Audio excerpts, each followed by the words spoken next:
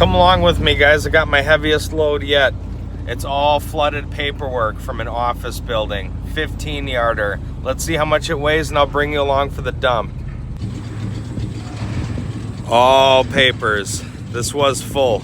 It compacted down on the way here. Just 26,440. Woo, wet paper, wet paper.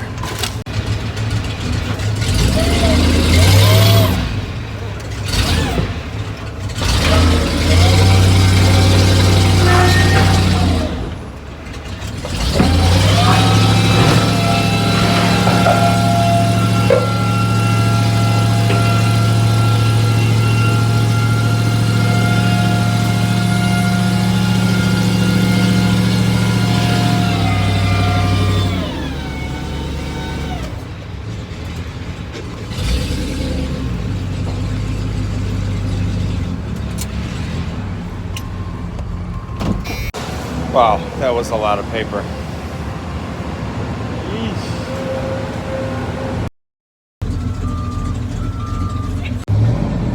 All right, guys, it was 12,140 pounds, 6.07 tons. So definitely the heaviest weight that we've had here in the single axle hook truck. So like and subscribe, guys. We appreciate it. Thank you.